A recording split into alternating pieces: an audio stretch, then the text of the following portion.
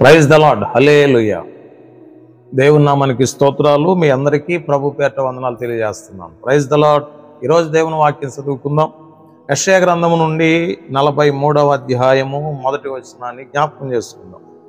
అయితే యాకోబు నిన్ను సృజించిన వాడగు యెహోవా, ఇశ్రాయేలు నిన్ను నిర్మించిన వాడు ఇలాగూ సెలవిస్తున్నాడు, నేను నిన్ను విమోచించి ఉన్నాను, భయపడకుము, పేరు పెట్టి నిన్ను పిలిచి ఉన్నాను, నీవు నా సొత్తు. దేవుడు తన పరిశుద్ధ వాక్యమును దీవించునుగాక. ఆమేన్. దేవుని బిడ్డలారా, దయచేసి గమనించండి. దేవుని వాక్యం చెప్తుంది కదా, యాకోబు నేను సృజించిన వాడికి యెహోవా ఎలాగూ సెలవిస్తున్నాడు. దేవుడు మనతో మాట్లాడుతూ ఉన్నాడు. దేవుని బిడ్డలారా, దేవుడు మనల్ని హెచ్చింప చేయాలని ఆశపడుతున్నాడు. దేవుడు మనలను ఉన్నతమైనటువంటి స్థితిలో ఉంచాలని ఆశపడుతున్నాడు. ఆయన అంటున్నాడు కదా దేవుని వాక్యములో, నేను నిన్ను విమోచించి ఉన్నాను. విమోచన అనేది చాలా విలువైనది. దేవుని బిడ్డలారా, విమోచన అనేది చాలా బలమైనది. నీ జీవితంలో, నా జీవితాల్లో, మన జీవితాల్లో మనం విమోచించబడాలి. విమోచన, క్షమాపణ, పరిశుద్ధాత్మ అభిషేకం మనపైకి వచ్చి మనల్ని ఏం చేస్తుందంటే ముందుకి నడిపించడం ప్రారంభిస్తుంది. ఈరోజు నువ్వు విమోచించబడాలి, క్షమాపణ పొందాలి, పాప క్షమాపణ పొందాలి.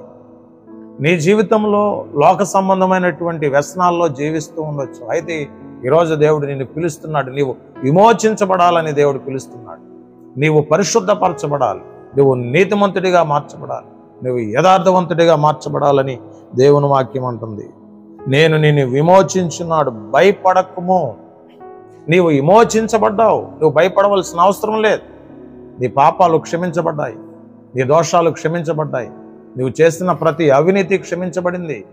నువ్వు దేవుని సన్నిధిలో రక్షించబడ్డావు, నువ్వు దేవుని సన్నిధిలో బాప్తిసం పొంది ఉన్నావు, నువ్వు వాక్యం చదువుతున్నావు, ప్రార్థన చేస్తావు. నువ్వు భయపడవలసిన అవసరం లేదు. కారణం ఏంటి తెలుసా? దేనికి భయపడవలసిన అవసరం లేదు. పరిశుద్ధాత్మ దేవుడు నిన్ను విమోచించి ఉన్నాడు. ఈరోజు వాక్యం వింటున్న సహోదరి, సహోదరుడా, పరిశుద్ధాత్మ దేవుడు నీతో మాట్లాడుతూ ఉన్నాడు. పేరు పెట్టి నేను పిలిచి ఉన్నాను. దేవుడు నిన్ను పిలుస్తూ ఉన్నాడు. నువ్వు అనుకోవచ్చు, నా పేరేం తెలుసు, యేసయ్యకి అనుకోవచ్చు. కానీ నీ పేరు తెలుసు. నీ కుటుంబంలో ఎంతమంది ఉన్నా వాళ్ళ పేర్లు ప్రభువుకి తెలుసు. ఖచ్చితంగా ఆయన పేరు పెట్టి పిలవగలిగినటువంటి సమర్థుడు. ఆయన నిన్ను ఎందుకు పిలిచాడు తెలుసా? నిన్ను ఆశీర్వదించడానికే, నిన్ను దీవించడానికి ఆయన పిలుస్తున్నాడు. నిన్ను అభిషేకించడానికి ఆయన పిలుస్తున్నాడు.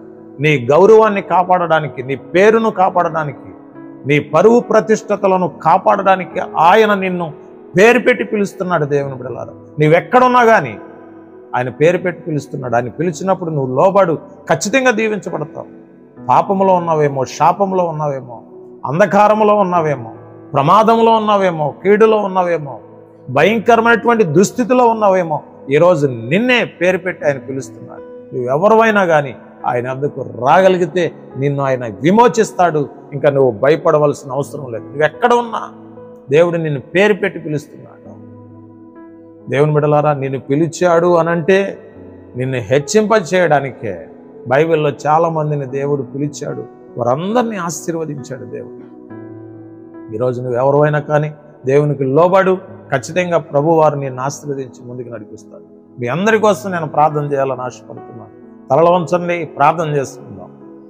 మహాపరిశుద్ధుడైన తండ్రి, మీ పరిశుద్ధమైన, ఉన్నతమైన, శ్రేష్టమైన గణనామానికి స్తోత్రాలు. ఈ వాక్య సందేశం వింటున్నా మా బిడ్డలందరినీ ఆశీర్వదించండి.